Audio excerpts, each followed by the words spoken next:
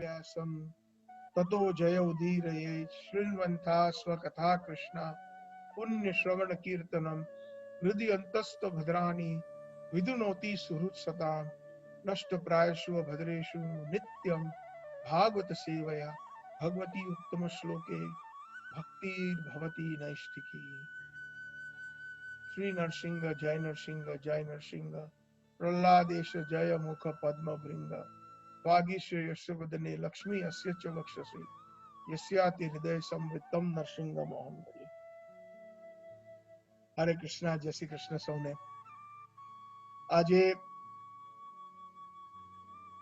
ગુરુવાર જુલાઈની 16 તારીખ 2020 અને આજનો પર્વ બહુ જ સારો છે કારણ કે આજે કમોદિકા એકાદશી છે। સૌને બધાને આ એકાદશીના પર્વ પર અભિનંદન અને પ્રભુપાદ વૈષ્ણવજનના ચરણોમાં પ્રહલાદ મહારાજના ચરણોમાં એ વિનંતી કે શુદ્ધ ભક્તિ પ્રાપ્તિ થાય આપ સૌને। આપણે ગઈ વખતે એક જ શ્લોક કરેલો ગ્રંથરાજ શ્રીમદ ભાગવતમમાં આપણે 7મા સ્કંદમાં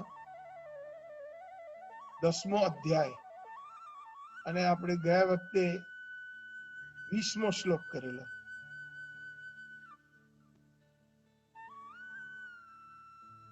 ગઈ વખતનો જે શ્લોક હતો એમાં નરસિંહ ભગવાન કહે છે કે સર્વાત્મન ન હિંસંતિ ભૂતગ્રામેષુ કિંચન ઉચ્ચવચેષુ દૈતેન્દ્ર મદ ભાવ વિગત સ્પૃહ। થોડું રિવિઝન કરીશું।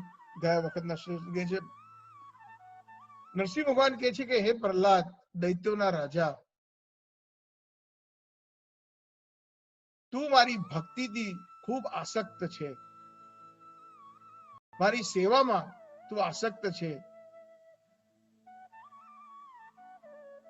એટલા માટે તું કદાપી ઊંચ અને નીચમાં ભેદભાવ નહીં કરે અને કોઈનાથી પણ તું દ્વેષ કે ઈર્ષા નહીં કરે।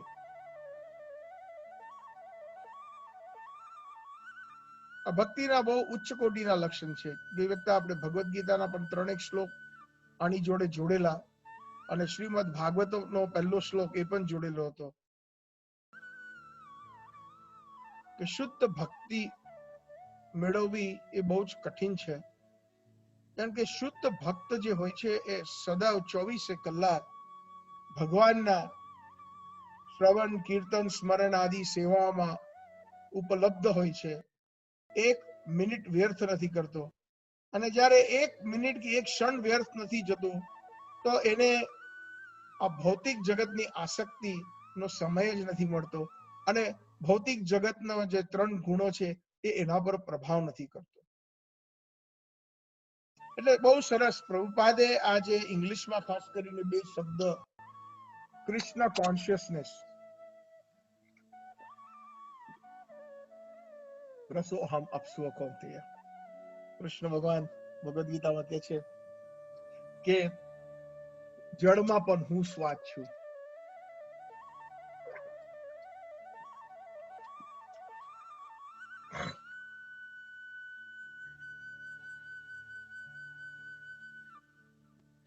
જ્યારે આપણને વ્યર્થ સમય મળે ને ત્યાં જ એ ભૌતિક કામનાઓનું ભૌતિક ક્રિયાઓનું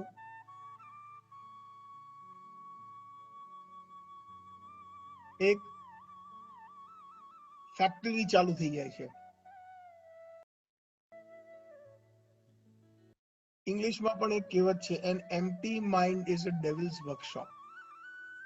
જ્યારે કોઈ વસ્તુ આધ્યાત્મિક પ્રવૃત્તિ ના હોય, કાં તો આપણે આધ્યાત્મિક પ્રવૃત્તિ કરીએ કાં તો આપણે ભૌતિક પ્રવૃત્તિ, બીજું કોઈ છે જ નહીં વસ્તુ। શુદ્ધ ભક્તો 24 કલાક પરાયણ છે. શુદ્ધ ભક્તની ના લક્ષણ શું? શુદ્ધ ભક્તના લક્ષણ આ છે જે નરસિંહદેવ ભગવાને કહ્યું છે, અને ઠેર ઠેર જગ્યા શાસ્ત્રોમાં ઉલ્લેખ છે કે 24 કલાક નારાયણ પરાયણ, 24 hours કૃષ્ણ કોન્શિયસનેસ, એની ચેતના, એની ભાવના, કૃષ્ણ ભાવના અમૃતમાં હંમેશા એની ચેતના પુરાવેલી હોય છે. ઉઠતો, બેસતો, જાગતો, સૂતો, કોઈ પણ કાર્ય કરે. એટલે ભગવદ ગીતામાં પણ જે કર્મયોગનું જે આપ્યું છે અધ્યાય, એ સારો અધ્યાય છે.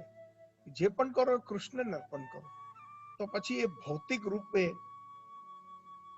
એની કર્મની પ્રતિક્રિયા નથી લાગતી.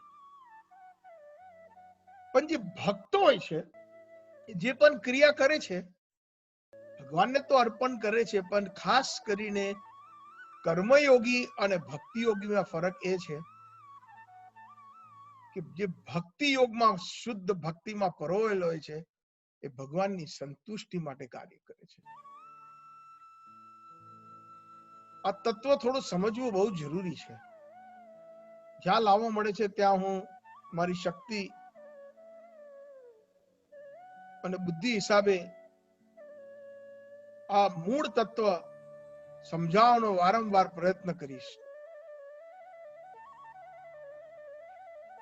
કર્મયોગ એમ કે છે કે બધું જ મને અર્પણ કરો, તો તમને પ્રતિક્રિયા નહીં લાગે. સમજી ગયા? પ્રભુ, અમે જે પણ કરીશું તમને અર્પણ કરીશું, કારણ કે મને કે અમને પ્રતિક્રિયા ના લાગે, અમે બચી જઈએ ભાઈ ઘોર પાપથી, ફરી વારંવાર સંસારમાં જન્મ લેવાથી. કારણ કે કર્મ નું ફળ તો ભોગવવું જ પડે છે.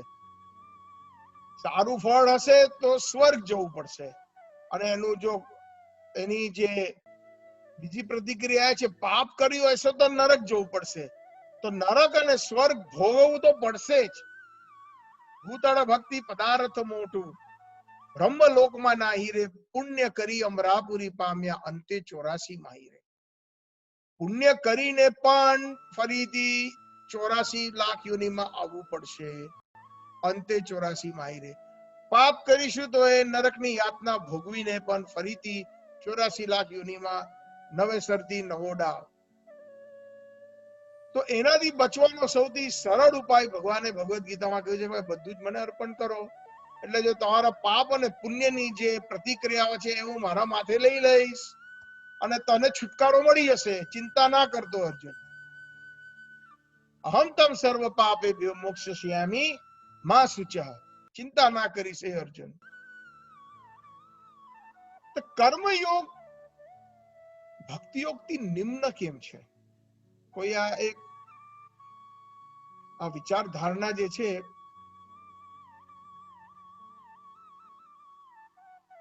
આજે જે ચર્ચા કરીશું એ આશા છે કે ધ્યાનથી આપણે બધા એનું મનન કરીએ.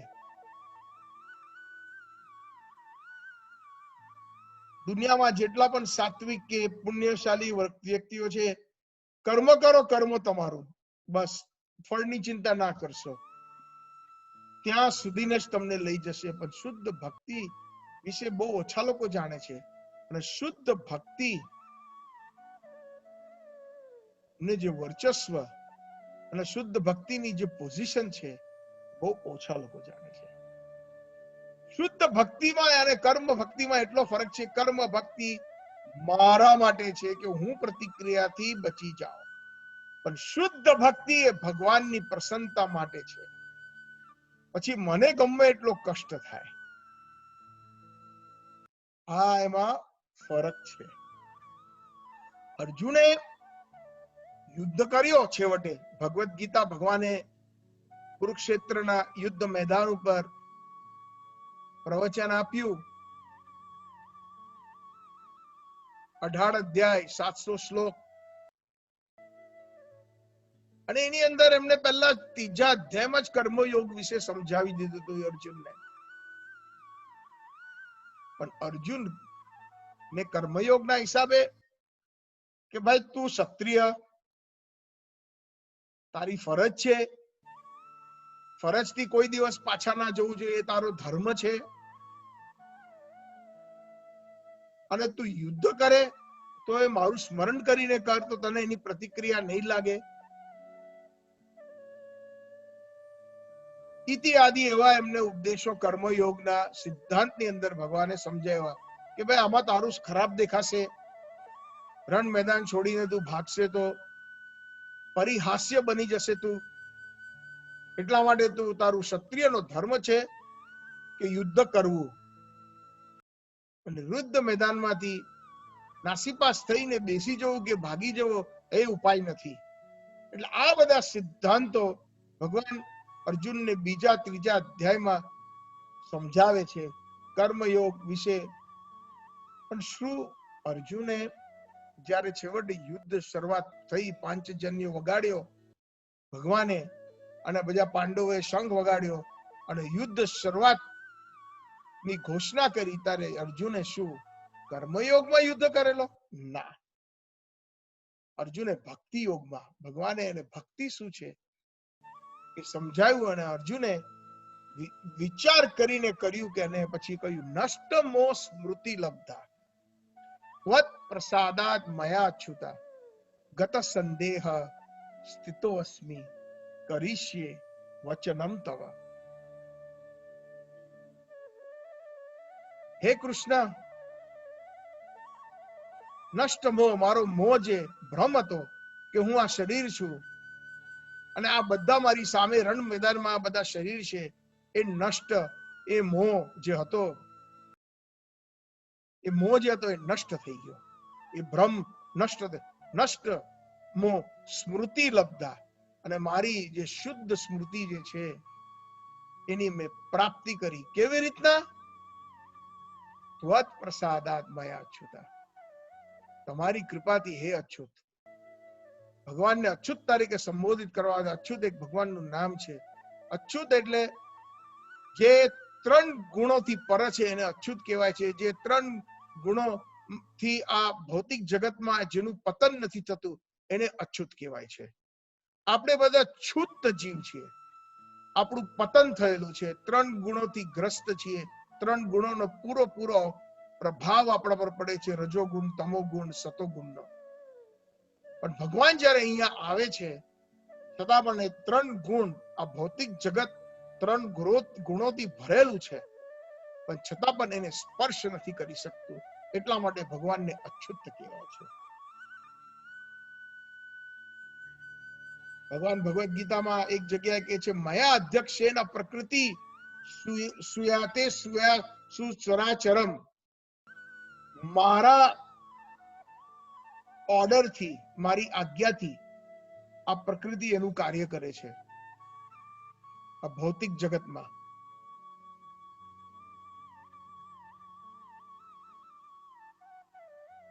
એટલે તમારી કૃપાથી હે અચ્યુત, હે કૃષ્ણ, તમારી કૃપાથી મારો મોહ, મારો ભ્રમ નષ્ટ થઈ ગયો. મારી સ્મૃતિ, જે સાચી સ્મૃતિ જે છે એને મને પ્રાપ્તિ થઈ.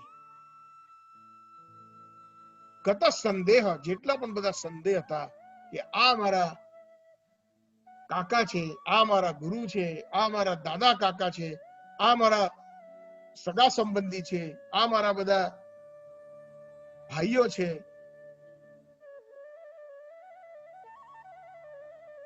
એ બધો મોહ નષ્ટ થઈ ગયો. પ્રસાદ ગત સંદેહ, બધો ડાઉટ ક્લિયર થઈ ગયો. શું ડાઉટ હતો? કે શું હું યોગ્ય કરું છું આ યુદ્ધ કરીશ તો? અચ્છા, તમે કર્મયોગ સમજાયું તો એના કર્મયોગ ના સિદ્ધાંત ઉપર યુદ્ધ કરું, એ પણ મને ધ્યાન યોગ, તમે મને અલગ અલગ યોગના તમે મને એ વિશે તમે મને પ્રવચન આપ્યું. એ સંદેહ હતો મને કે કયા સેના ઉપરથી, કયા બેસિસ ઉપર હું આ યુદ્ધ કરું. પણ ગત સંદેહ, તમારી કૃપાથી હે અચ્યુત, હે કૃષ્ણ, ભક્તિ યોગમાં મેં યુદ્ધ કરીશ. કારણ કે એ તમને પ્રસન્ન કરશે. તમારી ઈચ્છા છે કે ધર્મ ક્ષેત્રે કુરુક્ષેત્રે અધર્મનો વિનાશ કરવો. તમારે કોઈને નિમિત્ત બનાવવાનો, તો તમે મને નિમિત્ત બનાવ્યો કૃષ્ણ. તમારી ઈચ્છા પૂર્ણ, તમારી સંતુષ્ટિ માટે હું યુદ્ધ કરીશ. બાકી ભલે મને પ્રતિક્રિયા ગમે એટલી લાગે, મને એની ચિંતા નથી. ભક્તિ યોગમાં અર્જુને કીધું ભગવાનને, ગત સંદેહ કરીશ્યે વચનમ તવ, તમે જે કહ્યું એ પ્રમાણે હું કરવા તૈયાર છું. ભગવાનની સંતુષ્ટિ માટે જે પણ કોઈ કાર્ય કરે એ શુદ્ધ ભક્તિનું લક્ષણ છે. અને એના સિવાય અન્ય બીજા કોઈ પણ કાર્ય કરીએ આપણે, ઈવન મંદિરોમાં અને પૂજા આદિ પાઠ આદિ કરીએ, જેમાં ખાલી આપણે આપણો પોતાનો વિચાર કરીએ કે મારી મુક્તિ કેવી રીતે થાય, કે મારી જે કર્મોની પ્રતિક્રિયાનું કેવું નષ્ટ થાય, તો એ મિશ્ર ભક્તિ કે નિમ્ન ભક્તિ ગણાય છે.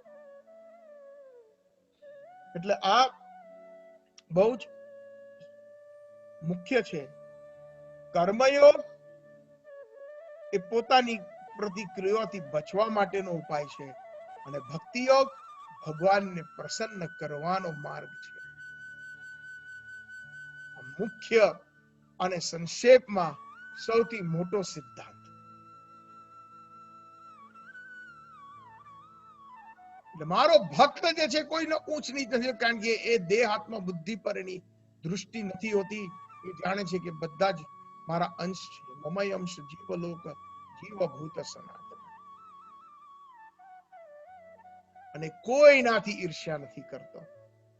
ઈર્ષ્યા પર વિશે આપણે ગઈ વખતે એટલી બધી ચર્ચા કરેલી. ભાગવતમાં પણ ભાગવતનું સૌથી મુખ્ય યોગ્યતા, સાચી જો ભાગવત સેવા કરવી હોય, ગ્રંથ ભાગવત અને વ્યક્તિ ભાગવતની, તો સૌથી પહેલા ઈર્ષ્યા ની અંદર જે ઈચ્છા છે, તીવ્ર ઈચ્છાઓ છે કે મારામાં જેટલી પણ ઈર્ષ્યા છે પ્રભુ એને નષ્ટ કરી દો. અને જેનામાં ઈર્ષ્યા માત્ર નથી હોતી એ બધાનો સુહૃદ થઈ શકે છે. એ જ તો ખરો વૈષ્ણવ છે. વૈષ્ણવ જન તો તેને કહીએ જે પીડ પરાઈ જાને.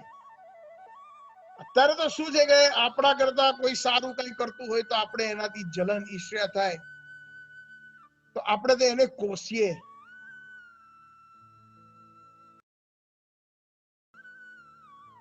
એની આલોચના કરીએ, એનું અમંગળ વિચારીએ.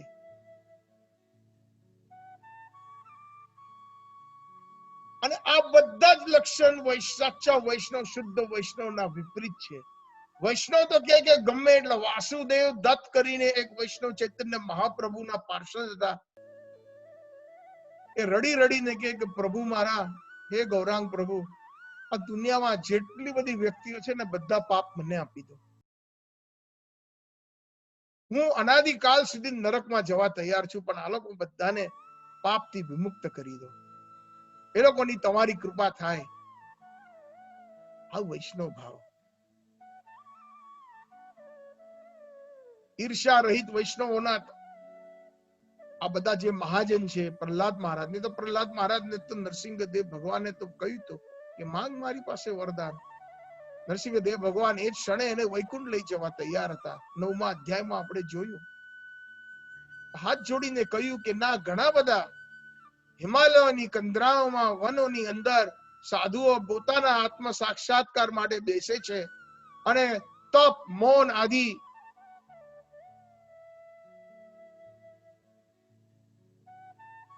એનું પ્રેક્ટિસ કરે છે, એનું પાલન કરે છે. અને અંતકાળે એ લોકો શુદ્ધ ચિત્તથી એ લોકોને મુક્તિનું પદ મળે છે. પણ મારે પ્રભુ એ નથી જોઈતું. મને મારા ગુરુજી નારદજીની સેવા કરવી છે. અહીંયા કેટલાય વિકોટા પડેલા જીવો છે આ બ્રહ્માંડની અંદર, આ પૃથ્વી ઉપર, જે તમારી ભક્તિ વિશે, પોતાના હિત માટે પોતાનો સ્વાર્થ શું છે, સાચો સ્વાર્થ છે એ જાણતા નથી. ના તે વિદુ સ્વાર્થ ગતિમ હિ વિષ્ણુ. એ લોકો જાણતા નથી. વિદુહુ સ્વાર્થ, સ્વ અર્થ આપણે આ શ્લોક ઉપર મંદન કરેલું હતું. સ્વ એટલે જીવ, આત્મા, અર્થ એટલે એનો જે સાક્ષાત્કાર, કોઈ પણ વસ્તુનો પરફેક્ટ ઉપાય કે બેનિફિટ. તો આ જીવનો સૌથી મોટો પરફેક્ટ એનો ગોલ કે એનું લક્ષ્ય શું છે? ભગવત સેવા, ભગવત પ્રસન્નતા.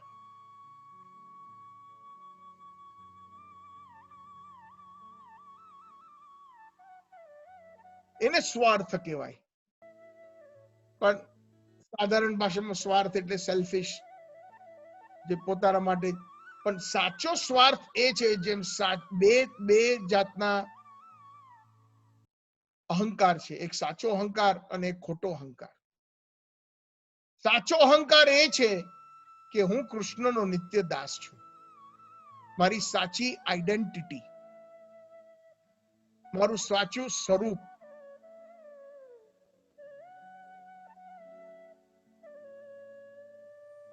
મારું સાચું અસ્તિત્વ.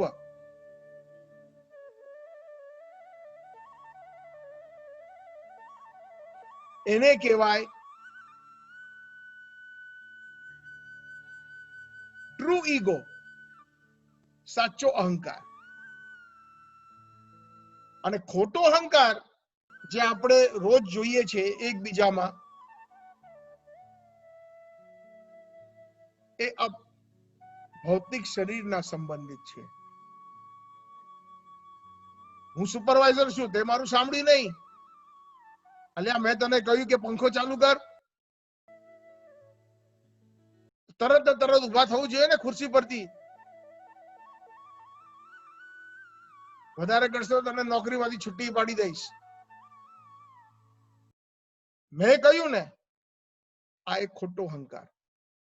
નારદજી કહે છે સર્વ ઉપાધિ વિનિર્મુક્તમ તત્પરતેન નિર્મલમ ઋષિકેન ઋષિકેશ સેવનમ તદ ભક્તિ ઉત્તમ. આ બધી ઉપાધિ છે શરીરના સંબંધિત, જે બધા જે આપણને પદવીઓ, જે દૃષ્ટિકોણથી આપણે દુનિયામાં સંબંધો આદિ જોઈએ છે અને બાંધીએ છીએ,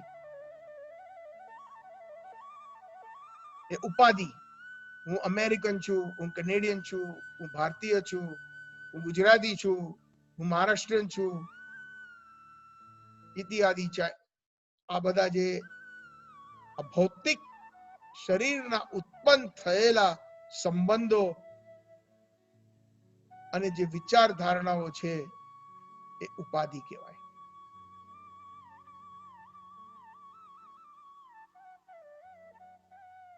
તો સાચો અહંકાર અને સાચો સ્વાર્થ એ જ સાચો સાધુ, જેની પાસે એ રિયલાઇઝેશન કે આત્મ સાક્ષાત્કાર છે. તો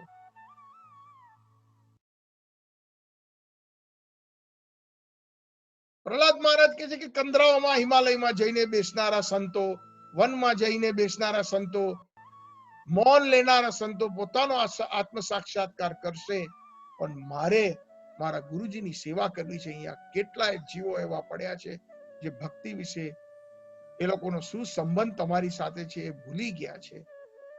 તો મારે એ સેવા કરવી છે પ્રભુ. અને એ વ્યક્તિના મનમાં આવો વિચાર સાચે સાચે ક્યારે આવે? જ્યારે એના માત્ર ઈર્ષ્યા ના હોય એ વ્યક્તિ પ્રત્યે. એના બાપે કેટલો પ્રયત્ન કર્યો હિરણ્યકશિપુ એને મારવાનો,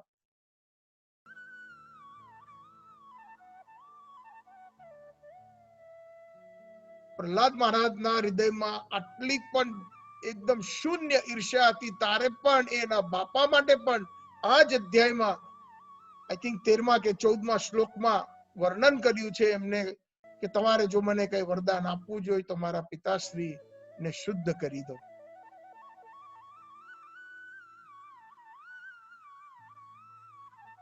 બીજા બધા અવગુણો એમ કહેવાય છે કે આપણી ઇન્દ્રિયોમાં સૌથી પ્રબળ અને બળવાન ઇન્દ્રિય જે છે એ જીભ છે.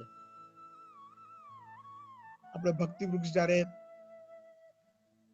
ઘરે કરતા, પછી આપણે જમતા પહેલા પ્રસાદ સેવાની એક પ્રાર્થના બોલતા ભક્તિ વિનોદ ઠાકોરની લખેલી છે.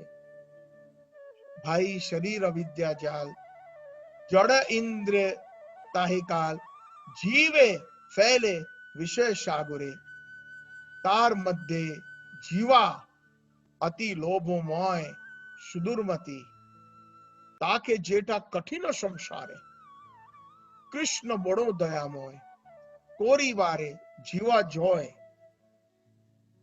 સ્વા પ્રસાદ અન્ન દિલો ભાઈ, સેનામૃત પાવો, શ્રી શ્રી રાધા કૃષ્ણ ગુણ ગાવો, પ્રેમે દાખો શ્રી ચૈતન્ય નિતાય.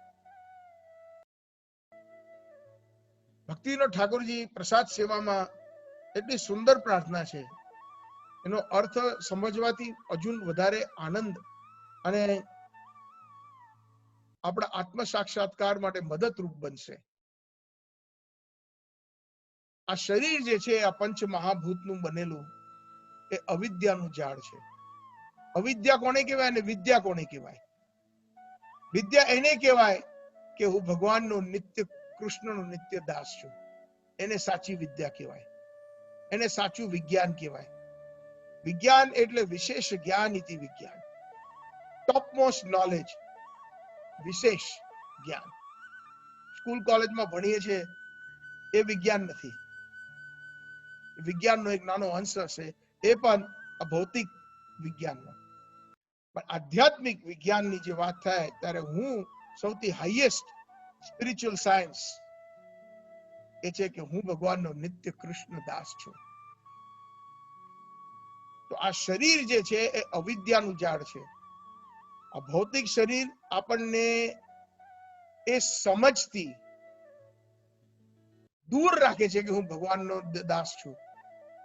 આ અવિદ્યા એ છે કે હું જ ભગવાન છું, હું જ માલિક છું, હું જ બોસ છું, હું જ ભોગતા છું. બધાએ મારું રિસ્પેક્ટ આપવું જોઈએ. મારું નથી સાંભળતા? હું ઓફિસનો સુપરવાઇઝર છું, હું મંદિરનો પ્રેસિડેન્ટ છું, હું ફલાનો એ છું, ફલાનો ઢીકણો છું. એને અવિદ્યા કહેવાય. કારણ કે શરીરના સંબંધિત જોડાયેલી વસ્તુ ને સાચું માનવું એને અવિદ્યા. તો શરીર અવિદ્યાનું એક ઝાડ છે. ઝાડ શું કરે? જાનવર કે માછલીઓને ટ્રેપ કરી દે, એને બંદી બનાવી દે. એ જ પ્રમાણે વારંવાર પુનઃ પુનઃ જન્મ, પુનઃ પુનઃ મરણમ, આ સંસારની અંદર જે ચક્કડી જે છે આપણને એ ઝાડની અંદર ફસાવી રાખે છે. જેમ કે એક મૃગારી, એક હન્ટર જે હન્ટિંગ કરતું હોય પશુઓને, ઝાડની અંદર પશુને ફસાવી દે. એક માછીમાર માછલીઓને ઝાડની અંદર ફસાવે, અને એકવાર જો ઝાડની અંદર ફસાઈ ગયું તો બહુ મુશ્કેલ એને છૂટવું. એટલે શરીર અવિદ્યાનું ઝાડ છે.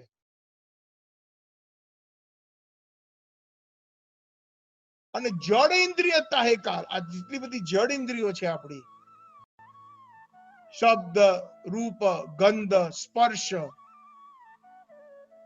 આ બધી જડ ઇન્દ્રિયો છે. આ જીભ, તાહે કાલ, આપણો વારંવાર કાળ બોલાવે છે. ઇન્દ્રિયો કહે છે ચાલ ને યાર આજે પિક્ચર જોવા જઈએ, ચાલ ને યાર આપણે ભોગ કરીએ. લાંબુ લિસ્ટ. ભગવાન ભક્તિ શૂન્ય.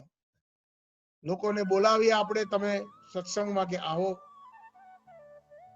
તમારું માન રાખવા, આપણું માન રાખવા 1 મિનિટ 2 મિનિટ કાં તો એકાદ દિવસ આવે ને પછી કોઈ દિવસ નહીં. ટાઈમ નથી, અત્યારે મારું પેલી સિરિયલ ચાલુ થઈ ગઈ. હા, આઈ કેનોટ મિસ ધેટ. આપણી જે આંખો, કાન, નાનપણમાં હતા ને ત્યારે સાંભળતા હતા કે પેલું શું કહેવાય, બિનાકા ગીતમાલા, રાતના 9 વાગે. એટલે પહેલા તો એ ટાઈમમાં ટીવી નતા, અમે બહુ નાના હતા ત્યારે. એટલે બધું જ દુકાનવાળાથી લઈને ઘરની અંદર 9 ના ટકોરે રાતે બિનાકા ગીતમાલા ચાલુ, બીજી બધી પ્રવૃત્તિ ઊંચી. પછી કોઈ જરાક સાધારણ માળા કરવા બેઠું હોય કે અગરબત્તી લઈને ભગવાનની પૂજા કરવા બેઠું હોય, રાતનો દીવો, એ પણ ભાઈ ટાઈમ થઈ ગયો હવે, તો ફટાફટ એકદમ કરીને બિનાકા ગીતમાલા ચાલુ થઈ ગઈ.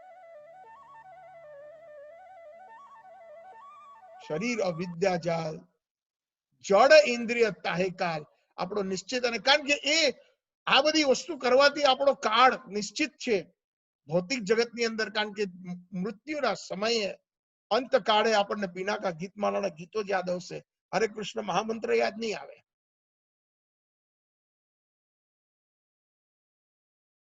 કે મારા પૌત્ર કે પૌત્રી જોડે, કે મારા પુત્ર કે પુત્રીને રમાડવાનો ટાઈમ થઈ ગયો, કે કાર્ટૂન બતાવવાનો ટાઈમ થઈ ગયો.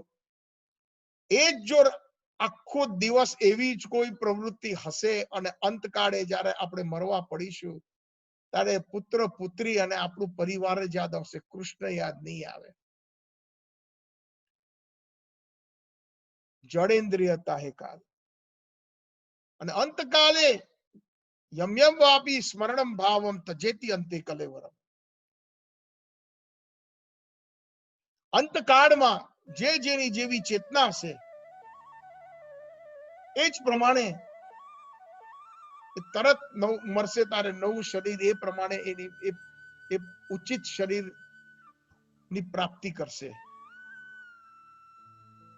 ગરુડ પુરાણમાં કેટલું બધું આપ્યું છે. જેને બહુ ધન પ્યારું હોય ને, તેમ કહેવાય છે કે મોટી મોટી સંપત્તિ હોય, બંગલા હોય એ લોકોના આદિ, તો પછી એ જ ઘરના ગાર્ડનમાં કે કશે એ સાપ બનીને આવશે.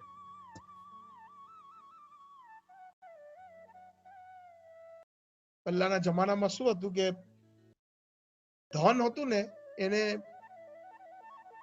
ઓરડાની અંદર કે બહાર પોતાના પરાંગણમાં ખાડો ખોદીને એની ત્યાં મૂકી દે અંદર.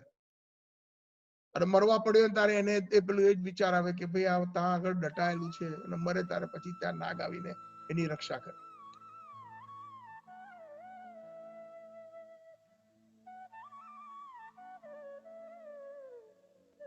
જેને બહુ પોતાના સગા સંબંધી વાલા હોય તો ફરીથી એ જ ઘરમાં એ જન્મ લે. જડેન્દ્રિય તાહેકાલ. પણ એમાં સૌથી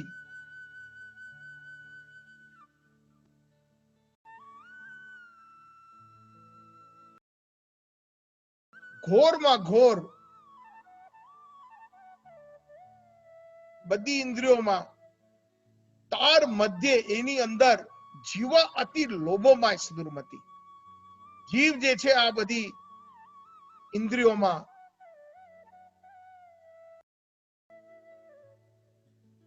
જીવે ફેલે વિષય સાગરે એ સૌથી ડેન્જરસ છે.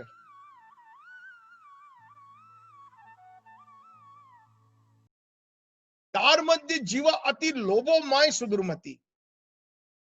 આ ઇન્દ્રિયોની અંદર જે જીવ છે એ સૌથી ખતરનાકમાં ખતરનાક ગણવામાં આવે છે.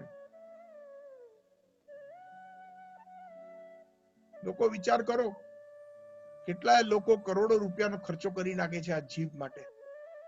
જે લોકોને વ્યસનો હોય છે નાના પ્રકારના.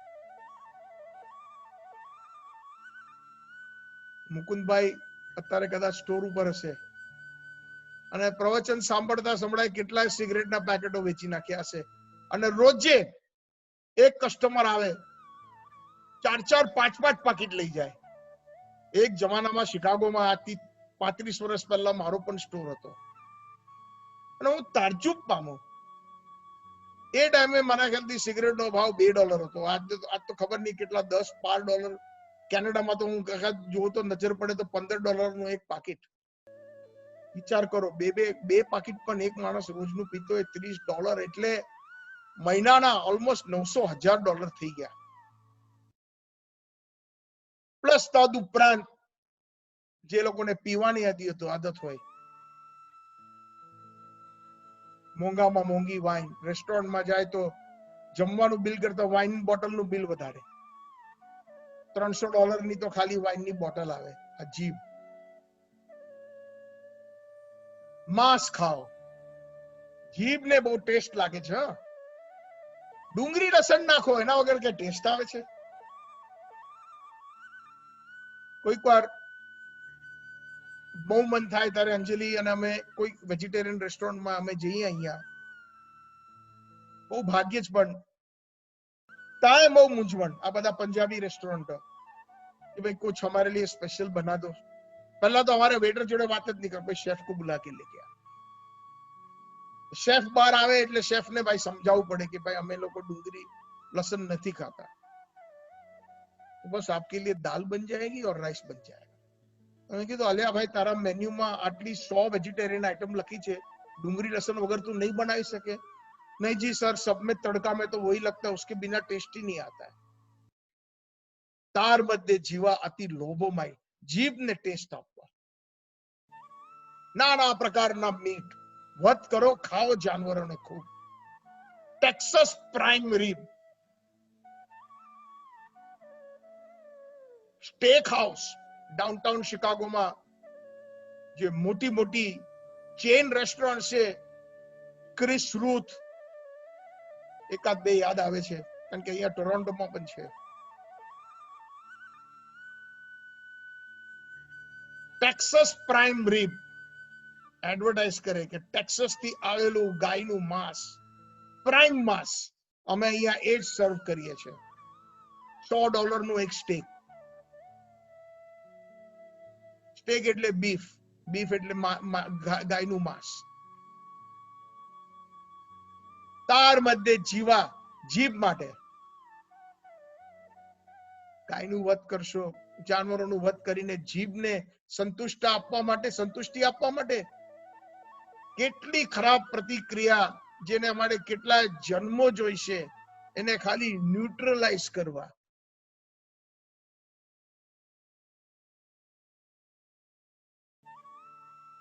એકવાર જીભ કેટલી સ્ટ્રોંગ છે, કેટલી બળવંત છે। દાંત અને જીભ વચ્ચે ઝઘડો થયો,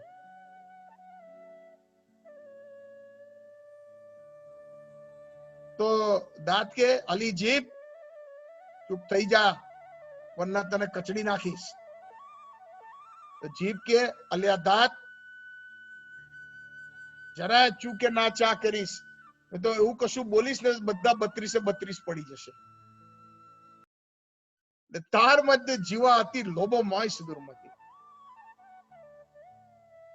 તાકે જેટા કઠિન સંસારે, બધી ઇન્દ્રિયોમાં જીભને કંટ્રોલ કરવું એ બહુ જ કઠિન છે। કઠિન સંસારે, આખા સંસારની અંદર બીજી બધી ઇન્દ્રિયો તમે કદાચ કાબુ કરી શકો, પણ જીભને જેને કાબુ કર્યું એ બધી જ ઇન્દ્રિયોને કાબુ કરી શકે। જેમ કે એક સારથી હોય છે, 4 ઘોડાનો રથ હોય, તગડા હટ્ટા ખટ્ટા ઘોડા, એના હાથમાં લગામ હોય છે। ખાલી લગામ ખેંચે એટલે 4 ઘોડા ગમે એટલા તગડા હોય, 2000 હોર્સ પાવર વાળા રૂકી જાય। એ જ પ્રમાણે જીભમાં એટલી તાકાત છે કે બીજી બધી ઇન્દ્રિયોને પણ શુદ્ધ કરી શકે છે। જીભને જે કંટ્રોલ કરી શકે છે બીજી બધી ઇન્દ્રિયો, તાર મંદ જીવા હતી લોભોમાં તાકે જેટલા કઠિન સંસારે, પણ કૃષ્ણ બડો દયામય। કૃષ્ણ એટલો દયાળુ છે, કોરી બારે જીવા જય, જીવની જય કરાવી દે છે, જય કરાવી દે છે, જીવને વિજય કરાવી દે છે પોતાનો પ્રસાદ આપીને। એટલે પ્રેમથી કૃષ્ણનો પ્રસાદ સ્વીકાર કરો।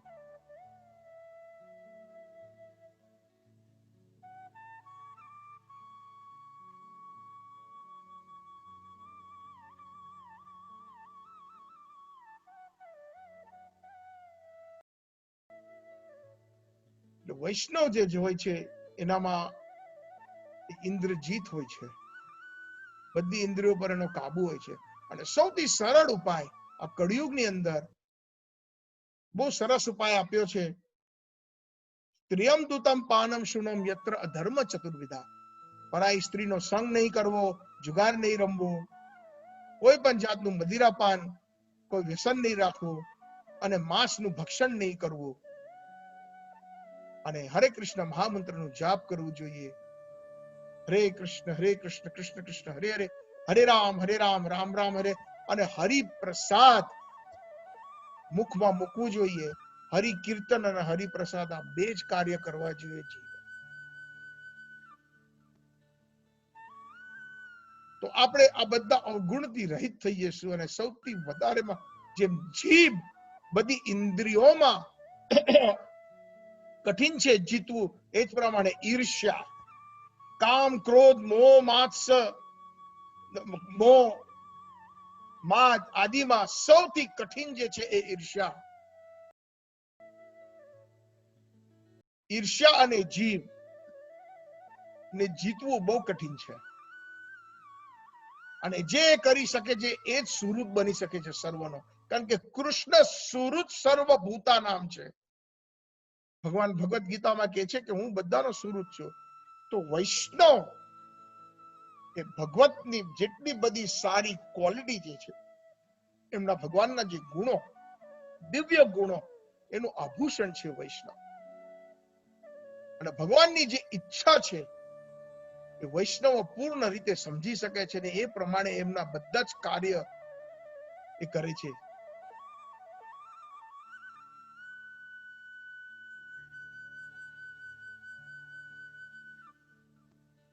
કૃષ્ણ કરુણાનો સાગર છે તો વૈષ્ણવ પણ કરુણાનો સાગર છે. સાક્ષાત હરિત્વેના સમસ્ત શાસ્ત્રે ઉક્તાસ તથા ભાવ યતા એવ સદ્ભી કિંતો પ્રભોયા પ્રિય એવ તસ્ય વંદે ગુરુ શ્રી ચરણાર. એ ગુરુજનોને હું વંદન કરું છું.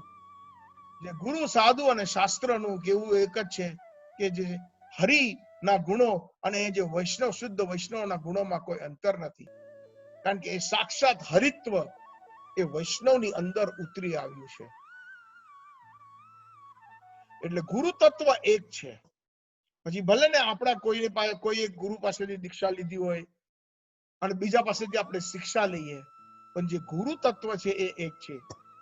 એ સાક્ષાત જે છે એ નિત્યાનંદ પ્રભુ બલદાવજી છે, એ ગુરુ તત્વ છે.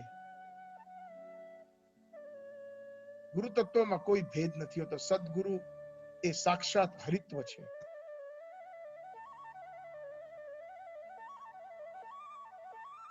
જેનો જે શ્લોક છે,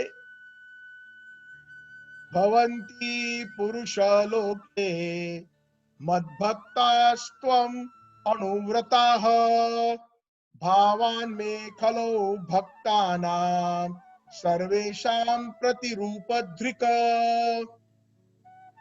ભવંતી પુરુષ લોકે મદ્ભક્તાસ ત્વામ અનુવ્રતાઃ ભવાન મે ખલો ભક્તાનામ સર્વેષામ પ્રતિરૂપ ધૃક. નરસિંહ ભગવાન કહે છે કે જે તારો ઉદાહરણ નું પાલન કરશે, જે તારા જેવા ગુણ ઉત્પન્ન કરશે, તારું અનુસરણ કરશે, એ પણ મારા શુદ્ધ ભક્તો બનશે. કારણ કે તું સર્વશ્રેષ્ઠ દાખલો છે મારા ભક્તોમાં. અને બીજા બધાએ તારી પાછળ પાછળ તારું અનુગમન કરવું જોઈએ. શ્રી મધ્વાચાર્ય પાદ છે સ્કંદ પુરાણમાં, પ્રભુપાદજીએ એમનો ઉલ્લેખ કર્યું છે અહીંયા. રિધિ તે તાત્વિકાન દેવાન નારદાદિંશ તથૈવ ચ પ્રહ્લાદાદ ઉત્તમ કોરુ વિષ્ણુ ભક્ત જગત્રયે. કેટલા બધા નાના પ્રકારના ભક્તો છે ભગવાનના, પણ પ્રહલાદ મહારાજને જે એક એક્ઝામ્પલ તરીકે માનશો તો એ ભક્ત સફળ થશે. અને ભાગવતમાં 6 સ્કંદમાં પણ કહ્યું છે, સ્વયંભૂર નારદ શંભુ કુમારો કપિલ મનુ પ્રહલાદ જનક ભીષ્મો બલિર વૈયાસકીર વયમ. આ 12 મહાજન જે છે, સ્વયંભૂ એટલે બ્રહ્માજી, નારદ એટલે નારદજી, શંભુ એટલે મહાદેવજી શંકર ભગવાન, કુમાર જે 4 કુમાર છે, કપિલો કપિલ દેવ, મનુ રાજા, પ્રહલાદ મહારાજ, જનક રાજા, ભીષ્મદેવ, પાંડવોના જે દાદા પરદાદા, બલિર પ્રહલાદનો પૌત્ર ગ્રેન્ડસન બલિર, વૈયાસકીર વ્યાસદેવનો પુત્ર સુખદેવ ગોસ્વામી, જે ભાગવતના સૌથી મોટા વ્યક્તા છે, એને વૈયાસકીર કહેવાય છે, વ્યાસનો પુત્ર. વયમ એટલે હું પોતે. અને આ શ્લોક કોણ બોલે છે? યમરાજ પોતે બોલે છે યમદૂતોને. જ્યારે આ પ્રહલાદજીનો પ્રસંગ થશે એટલે મારી ઈચ્છા એવી છે કે બીજો એક સરસ ભાગવતનો પ્રસંગ આપણે લઈશું, અજામિલનો, 6 સ્કંદનો, જેથી હરિનામની જે મહિમા છે અને ભક્તોની જે મહિમા છે એનું આપણને ધ્યાન કરવા મળશે. એટલે યમરાજ પોતે પણ 12 મહાજનોમાં, જાણ કે ધર્મસ્વ તત્વ નિહિતમ ગુહ્યમ મહાજન જેન ગત સપંતઃ. ધર્મનું તત્વ બહુ ઇઝીલી સમજ નહીં પડે, ગુહ્ય છે, નિહિતમ ગુહ્ય, બહુ જ ગુહ્ય છે. મહાજન જેન ગત સપંતઃ. આ જેટલા મહાજન 12 મહાજન છે એ જાણે છે. નરસિંહ મહેતા કે છે ને એ જ ભજનમાં, એ રસનો સ્વાદ શંકર જાણે, એ રસનો સ્વાદ શંકર જાણે, કે જાણે સુખ જોગી રે, કે જાણે સુખ જોગી રે. ગુરુ તત્વ આને કહેવાય. સાચા વૈષ્ણવ હોય છે એ ગુરુ તત્વ પાકો જાણતા હોય છે, સિદ્ધાંત પાકો જાણતા હોય છે. નરસિંહ મહેતા પણ આ જ વસ્તુ કે છે જે પ્રભુપાદ કે છે. એ રસનો સ્વાદ, સાચી ભક્તિનો જે સ્વાદ છે કોણ જાણે? શંકર જાણે, કે જાણે સુખ જોગી. સુખ જોગી એટલે સુખદેવ ગોસ્વામી, જેને અહીંયા પર વૈયાસકીર નામથી આ શ્લોકની અંદર એમને સંબોધિત કર્યા છે, વ્યાસદેવના પુત્ર. અને આ બધામાંથી એમ કહેવાય છે, પ્રભુપાદ ટીકા કરે છે અહીંયા, કે પ્રહલાદ મહારાજ જે છે એ સૌથી બેસ્ટ એક્ઝામ્પલ છે આ 12 મહાજનમાંથી.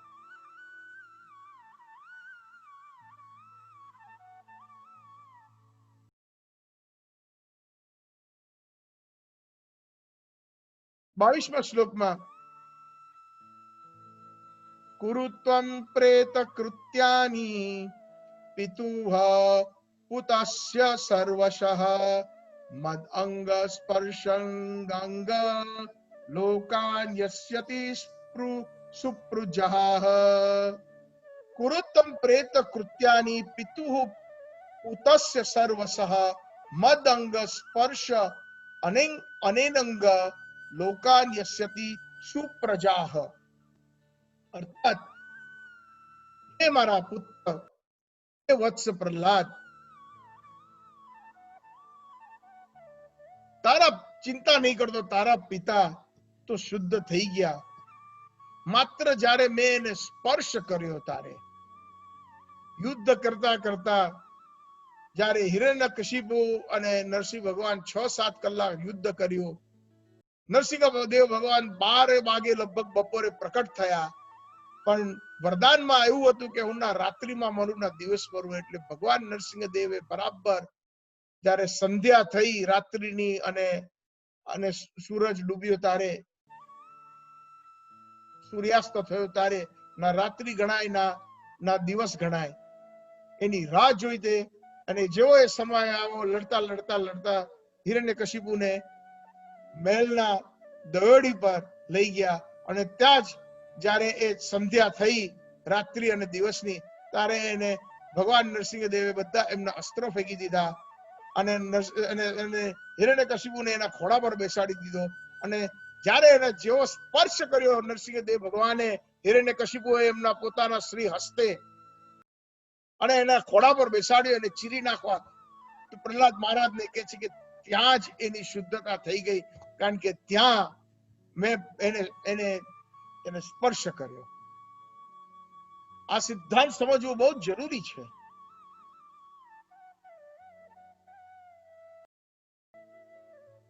ભગવાન જયારે કોઈને પણ વધ પણ કરે છે ને રાક્ષસનું, તો પણ એ લોકોને મુક્તિ મળે છે.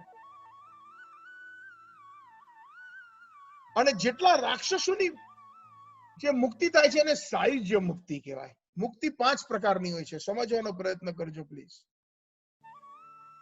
પહેલી મુક્તિ જેને સાયુજ્ય મુક્તિ કહેવાય, એને બ્રહ્મ જ્યોતિની અંદર આ ભૌતિક જગત 1/4 છે ભગવાનની આખી સૃષ્ટિમાં, 3/4 ચિન્મય છે, વૈકુંઠ છે. 1/4 અને 3/4 ની વચ્ચે એક સાગર છે જેનું નામ છે કારણ જલ. એને વિરજ નદી પણ કહેવાય છે. વિરજ નદીની અંદર મહાવિષ્ણુ શયન કરે છે અને એ જ મહાવિષ્ણુ ના માધ્યમથી કરોડો બ્રહ્માંડોનું નિર્માણ થાય છે આ ભૌતિક જગતમાં. 9મા અધ્યાયમાં પ્રહલાદ મહારાજે આ કથા કરેલી હતી, એનું આપણે ધ્યાન કરેલું હતું. તો વિરજ યાની કે કારણજલ ની ઉપર એક ક્ષેત્ર છે, એક આવરણ છે જેને બ્રહ્મ જ્યોતિ કહેવાય. એ જે બ્રહ્મ જ્યોતિ છે એ આ 3 ગુણથી નિવૃત્ત છે.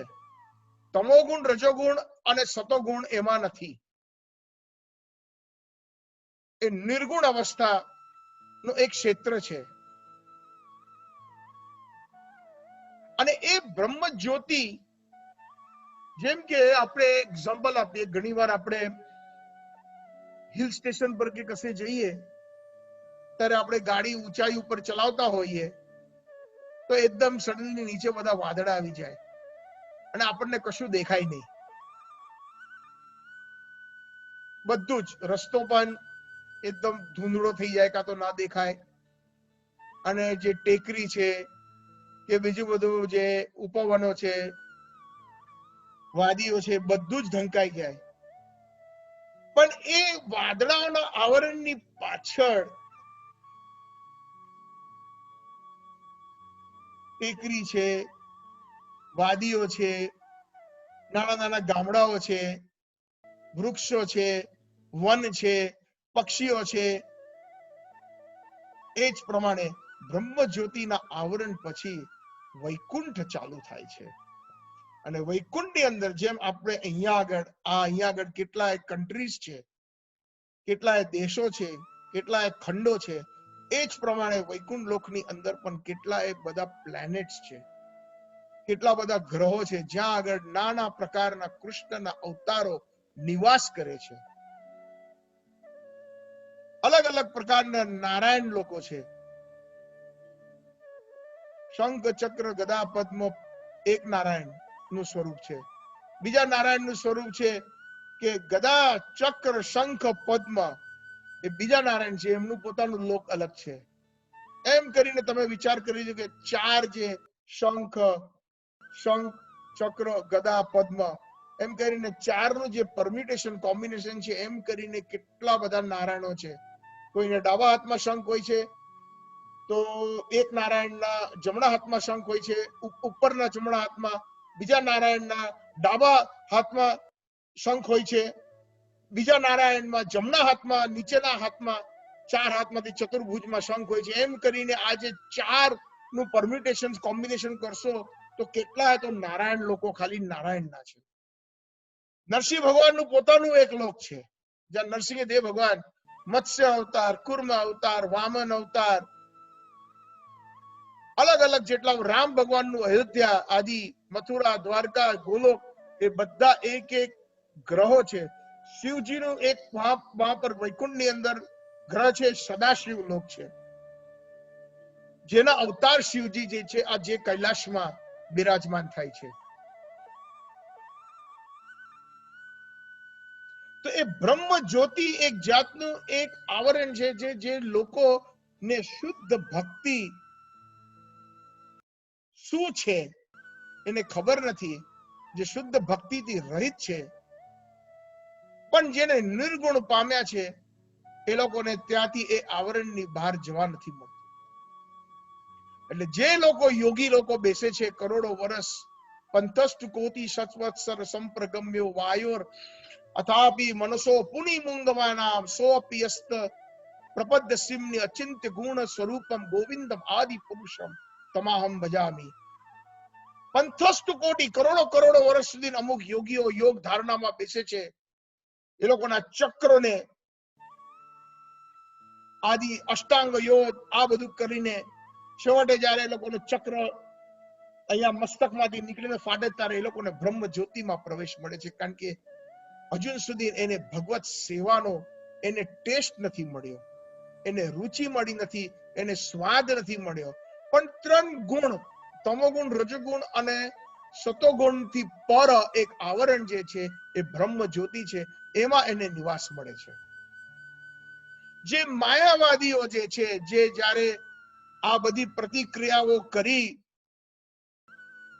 ને શુદ્ધ થાય છે આ ત્રણ ગુણથી ઉપર, ત્યારે એ લોકોને પણ બ્રહ્મ જ્યોતિ મળે છે. અને રાક્ષસોનો જ્યારે વધ કરે છે કૃષ્ણ, કે કૃષ્ણનો કોઈ પણ અવતાર, એ લોકોને પણ બ્રહ્મ જ્યોતિમાં નિવાસ મળે છે. એને કહેવાય સાયુજ્ય મુક્તિ. અને પછી 4 પ્રકારની મુક્તિ છે જે વૈકુંઠમાં મળે છે. સાલોક્ય મુક્તિ, ભગવાન જે લોકમાં રહે છે એ લોકમાં એ લોકોને નિવાસ મળે, એને સાલોક્ય મુક્તિ કહેવાય. સારૂપ્ય મુક્તિ, ભગવાનનો જેવો રૂપ છે એવો રૂપ એ ભક્તને મળે છે, એને સારૂપ્ય મુક્તિ. એમ કહેવાય છે વૈકુંઠમાં ખાસ કરીને નારાયણ લોકની અંદર ચતુર્ભુજ બધા જેટલા જીવો જે છે એ બધા નારાયણ જેવા ચતુર્ભુજ છે, અને બધાનો વર્ણ નારાયણ જેવો છે. નારાયણ અને ભક્ત એક સાથે ઉભા હોય તો કદાચ તમે ઓળખી ના શકો કે કયા નારાયણ કયા ભક્ત.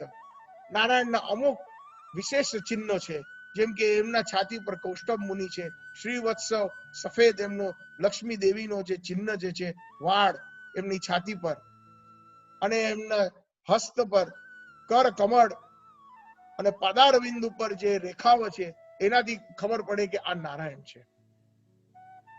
સારૂપ્ય મુક્તિ.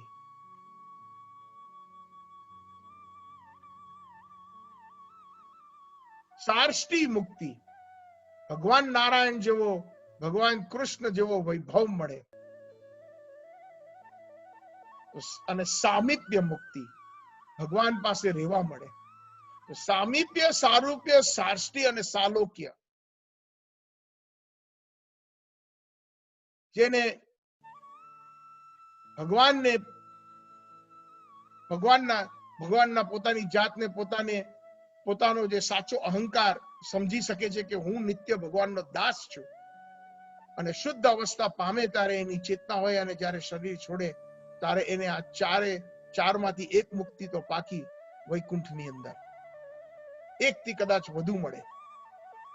પણ જે માયાવાદીઓ છે, જે રાક્ષસો છે, જેનો વધ થયેલો છે, એને બ્રહ્મ જ્યોતિ ત્યાં એમને સેવાનો લાવવાનો. એટલા માટે એ લોકો એ નક્કી કરી નાખે છે એ લોકોના અનુભવ પ્રમાણે કે એ જે ધામ જે છે, જ્યાં નિરંતર એક પ્રકાશ છે, જ્યાં નિરંતર એક જાતની શાંતિ છે, જ્યાં નિરંતર 3 ગુણથી રહિત, તમો ગુણ, રજોગુણ અને સતોગુણથી રહિત એક ક્ષેત્ર જે છે એ સર્વ ઉચ્ચ ક્ષેત્ર છે. અને ત્યાં હું એક થઈ ગયો, હું જ એ ભગવાન છું, સચ્ચિદાનંદ રૂપમ શિવો અહમ બ્રહ્માસ્મિ, હું એ જ બ્રહ્મ છું, હું જ એ જ પ્રકાશ છું, હું એ જ છું. થોડા સમય માટે એ લોકોને ત્યાં નિવાસ મળે છે, પણ ત્યાં આગળ કોઈના દર્શન નથી થતા. જેમ કે આપણને કોઈ આ બહારનો રોજનો ઘોંઘાટ થાય અને આપણે જ્યારે ઘરે આવીએ અને એકદમ શાંતિથી એર કન્ડિશનમાં બેસીએ, અને ઘરે છોકરાઓ ના હોય, અને કદાચ વાઈફ પણ કદાચ બહાર બજારમાં શાકભાજી શોપિંગ કરવા ગઈ હોય, તો એકદમ કેવું શાંત લાગે કે હાસ 2 કલાક ટ્રાફિકમાં ચલાવીને આવે મગજ ફરી ગયું. આંખ બંધ કરીને સોફા પર બેઠા હોય તો એકદમ સરસ લાગે. અને કેટલી મિનિટ સુધી તમે સોફા પર બેસી રહેશો, આ એક ઉદાહરણના રૂપમાં તમારે એની કલ્પના કરવી પડશે. આ દાખલો સમજવા પછી તમારે પ્રવૃત્તિ જોઈશે. તમે એ જગ્યાએ બેસી નહીં શકો. કઈ ને કઈ તમારે પ્રવૃત્તિ, કારણ કે જીવનો એ સ્વભાવ છે.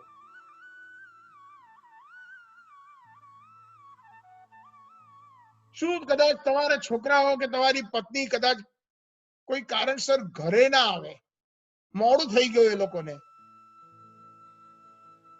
તો એમ માની લો કે એક કલ્પના કરો કે આખી દુનિયા નષ્ટ થઈ ગઈ અને તમારું ઘર ખાલી બચી જાય છે, તમે શું પ્રવૃત્તિ કરશો? કોની જોડે વાત કરશો?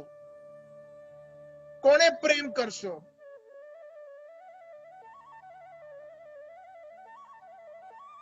કોની સેવા કરશો? અને જીવનો સ્વરૂપ છે કે એક જગ્યાએ બેસી ના શકે. સેવા અને પ્રેમ એ જીવના લક્ષણ છે, એ જીવનું નિત્ય ધર્મ છે, શાસ્ત્ર સમજાવે છે. આ બહુ ઇમ્પોર્ટન્ટ તત્વ છે. આજે ખબર નહીં સરસ તત્વ પ્રફુલ્લિત થઈ રહ્યા છે, જેનાથી હું પ્રફુલ્લિત થઈ રહ્યો છું. કારણ કે આ પ્રભુપાદ એના પર વારંવાર કહેતા. પ્રભુપાદ કે બીજો એક દાખલો, પ્લેનનો પ્રવાસ બહુ સરસ છે. જઈએ તારે એકદમ, આજકાલ તો નહીં પણ પહેલો એવું હતું કે આવો તારે તમે સરસ એર હોસ્ટેસ તમને ઠંડો ઠંડો રૂમાલ આપે, રિફ્રેશ કરો સેન્ટ વાળો, અને તમને કોલ્ડ ડ્રિંક આપે, અને મસ્ત એર કન્ડિશન બેઠું હોય અને તમે શાંતિથી બેસો. પછી બધા જ પેસેન્જર આવી ગયા, બેસી ગયા, પ્લેન ટેક ઓફ થઈ ગયું, અને તમને ખબર છે કે ભાઈ 8 કલાકમાં લંડન પહોંચવાનું છે મુંબઈથી, અને હવે 10 કલાક થવા આવ્યા, 1 કલાક મોડું ચાલી રહ્યું છે, તો તમે પછી 10 વાર પૂછશે શું થયું ભાઈ?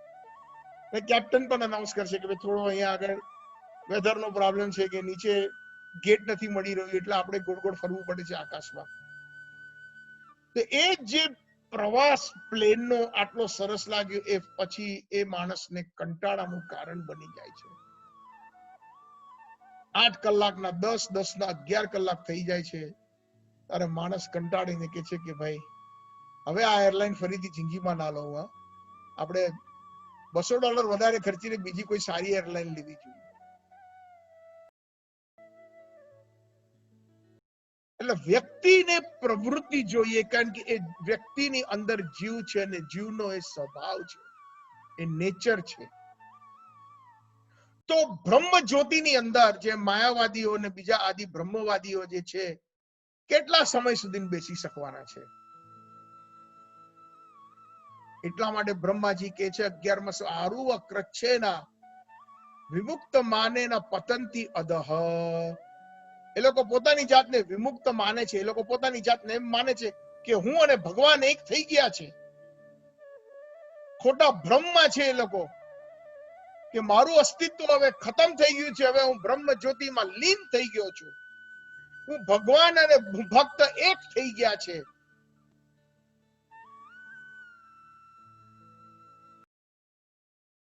વિમુક્ત માને ને, એ લોકો પોતાની જાતને મુક્ત માને છે, વિમુક્ત માને છે, પણ પછી પતંતી હદે એ લોકો ત્યાંથી પડે છે, પાછા આ પૃથ્વી લોક ઉપર આવે છે. પણ જે ભક્ત જે સેવા દૃષ્ટિથી એકવાર વૈકુંઠ જતું રહે છે, પાછો કોઈ દિવસ નથી આવતો. તત્વ પુનર્જન્મ નેતિ મામ એતિ સો અર્જુન.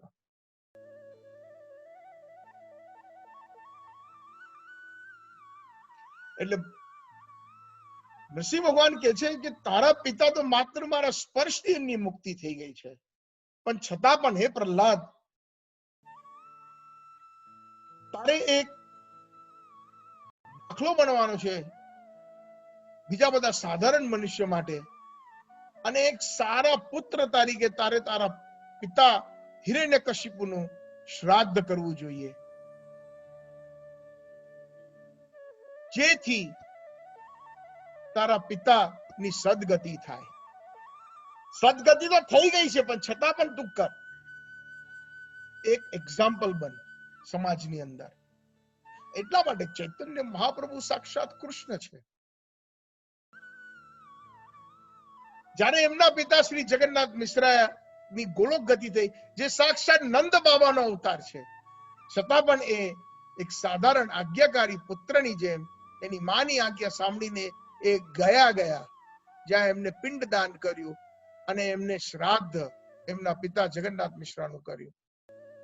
અને ત્યાં જ એમને એમના ગુરુ ઈશ્વરપુરી પાદ મળ્યા, જેમને ચૈતન્ય મહાપ્રભુને હરિનામની દીક્ષા આપી.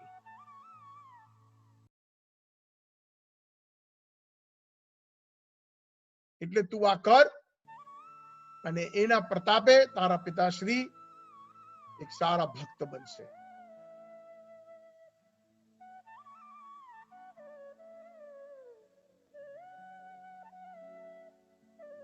આ આજનો જે હમણાંનો જે શ્લોક હતો, એટલે વિશ્વનાથ ચક્રવર્તી પાદ કે છે હિરણ્યકશિપુ ઓલરેડી એ શુદ્ધ તો થઈ ગયો હતો અને એને અપવર્ગમાં એને જન્મ લઈ લીધેલો.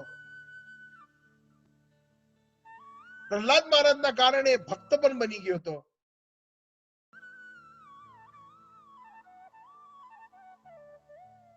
માધવ મુનિનો એક દાખલો આપે છે કે મધુ કૈતવ ભક્તિ કા ભાવ દુરવ ભગવતો મૃતવ તમ એવ કૃમાદ અપ્તવ ભક્ત્યા ચેદ યો હરિમ યયો. એટલે મધુ અને કૈતવ જ્યારે મૃત્યુ પામ્યા ભગવાનના હસ્તે, ત્યારે મધુ કૈતવના જે પરિવાર હતું એ લોકોએ પણ આ શ્રાદ્ધ કર્યું હતું, જેથી આ જે મધુ અને કૈતવ નામના જે રાક્ષસ હતા એ પણ ભગવત ધામની પ્રાપ્તિ કરી શકે.